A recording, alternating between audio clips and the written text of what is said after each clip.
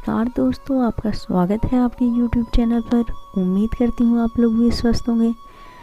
तो दोस्तों, आज की वीडियो में हम आपको बताएंगे हिंदू धर्म की ऐसी 11 खूबियों के बारे में जो आपने कभी नहीं सुनी होगी। तो चलिए दोस्तों, वीडियो शुरू करते हैं। हिंदू धर्म को संसार का सबसे पुराना धर्म कहा जाता है। यही कारण है कि इसे सनातन धर्म कहा गया है। सनातन यानी जो सदा से रहा हो। सदा से रहने का मतलब यह है कि जब सृष्टि की रचना हुई उस समय से लोग इस धर्म को मानते चले आए हैं। इसे देवताओं द्वारा स्थापित धर्म भी माना गया है। गीता में भगवान श्री कृष्ण ने कहा है कि जब जब धर्म की हानि होती है और अधर्म बढ़ता है, तब तब धर्म की पुनर्स्थापना के लिए मैं अवतार लेता हूँ। यानी इसे भगवान द्वारा स्थापित और संचालित भी माना गया है। इसे हिंदू धर्म की पहली विशेषता मान सकते हैं, क्योंकि इस धर्म को किसी मनुष्य द्वारा नहीं बल्कि देवताओं के द्वारा स्थापित और संचालित कहा गया है। हिंदू धर्म की प्राचीनता और महानता का सबसे बड़ा उदाहरण ऋग्वेद है। इसे हिंदू धर्म का सबसे प्राचीन ग्रंथ माना जाता है। कहते हैं कि ऋग्वेद की उत्पत्ति भगवान विष्णु के मुख से हुई है। कहने का तात्पर्य यह है कि भगवान विष्णु ने पहली बार ऋग्वेद का पाठ किया था। इसके बाद ऋषि मुनियों के द्वारा यह पीढ़ी दर पीढ़ी प्रचारित और प्रसारित होता गया। कहते हैं कि करीब 3800 साल पूर्व ऋग्वेद लिखित रूप में आया, जबकि इससे पहले यह एक दूसरे से सुनकर ही प्रचारित होता रहा। हिंदू धर्म के अनुसार भक्त भगवान के द्वार पर यानी मंदिर में किसी भी समय जा सकते हैं। भगवान का ध्यान पूजन करने के लिए समय का कोई बंधन नहीं है। भक्त को जब समय मिले तभी वह अपने आराध्य की उपासना कर सकता है, क्योंकि हिंदू धर्म की मान्यता है कि ईश्वर कण कण में और हर क्षण में हर स्थान पर मौजूद है। दोस्तों, स्त्री पुरुष में समानता का भाव जैसा हिंदू धर्म में प्रकट होता है, वैसा किसी अन्य धर्म में नहीं है। इसका प्रमाण भगवान शिव का यह अर्धनारीश्वर स्वरूप है, जिसमें शिव के आधे अंग में देवी आदिशक्ति का वास माना गया है। इसी स्वरूप को आधार मानकर हिंदू धर्म की जीवन संगिनी को अर्धांगिनी भी कहा गया है। दोस्तों, हिंदू धर्म उल्लास और आनंद का धर्म है। इसमें कभी भी और किसी के लिए भी शोक मनाने की बात नहीं है।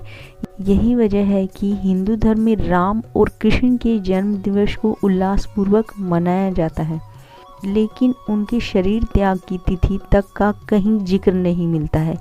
कहीं कुछ जिक्र भी है तो गौण है, क्योंकि हिंदू धर्म कहता है कि राम और कृष्ण ने भले ही शरीर त्याग दिए हैं, लेकिन वह सदा सर्वदा हमारे बीच उसी रूप में मौजूद हैं, जिसे हम भक्ति भाव से महसूस कर सकते हैं।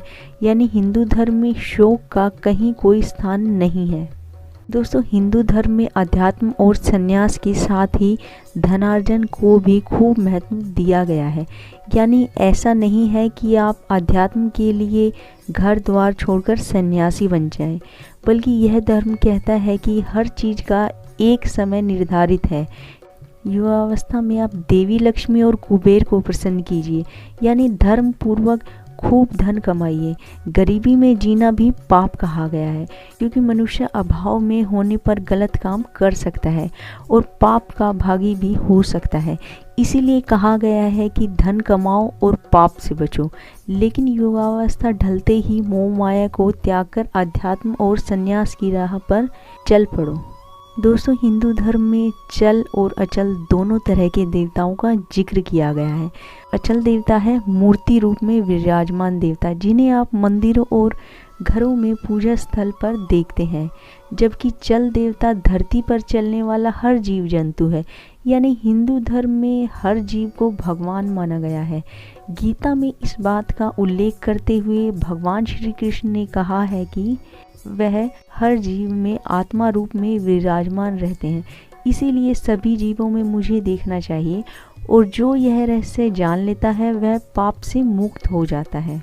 दोस्तों, हिंदू धर्म ही एकमात्र ऐसा धर्म है जिसमें 33 करोड़ देवी देवताओं का जिक्र किया गया है। अन्य किसी भी धर्म में इतनी बड़ी संख्या में देवी देवताओं का जिक्र नहीं है। दोस्तों, हिंदू धर्म में मृत्यु को भी देवता माना गया है। यमराज को जीवों के प्राणों को हरने वाला और भगवान शिव को संहार करने वाला, प्रलय करने वाला कहा गया है।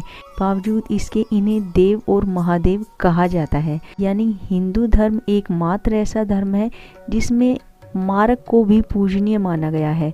इनके प्रति आदर का भाव प्रकट किया जाता है। इसकी वजह यह है कि हिंदू धर्म में मृत्यु को मुक्ति का मार्ग माना गया है। दोस्तों, हिंदू धर्म सभी धर्मों में लचीला भी माना गया है। इसका एक उदाहरण यह है कि इसमें काम भाव को भी महत्व दिया गया है और इसे आवश्यक भी बताया गया है। यही वजह है कि इस धर्म में काम के देवता कामदेव मौजूद हैं, लेकिन कामुकता को बुरा माना गया है। यही वजह है कि एक तरफ कामदेव को कामातुर दिखाया जाता है तो दूसरी तरफ भगवान शिव को उसे भस्म करते हुए दिखाया गया है। यानी सृष्टि संचालन के लिए काम आवश्यक है, लेकिन जब यह अति होने लगे तो इसका अंत होना जरूरी है। दोस्तों, अवतारवाद की जैसी परिकल्पना हिंदू धर्म में है, वैसा किसी अन्य धर्म में नहीं है। हिंदू धर्म में बताया गया है कि हर युग के अंत में भगवान का अवतार होता है और नए युग का आरंभ होता है।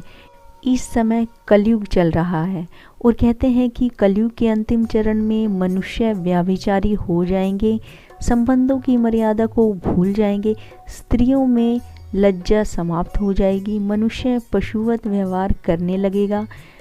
तब भगवान कल की अवतार लेकर धर्म को पुनः स्थापित करेंगे। कल की अवतार की यह परिकल्पना कहीं और नहीं है। तो दोस्तों, अगर आपको मेरे द्वारा दी गई जानकारी ज़रा भी यूज़फुल लगी तो प्लीज़ आप वीडियो को लाइक कीजिए, शेयर कीजिए और कमेंट करके बताइएगा कि आपको वीडियो कैसी लगी। Thanks for watching.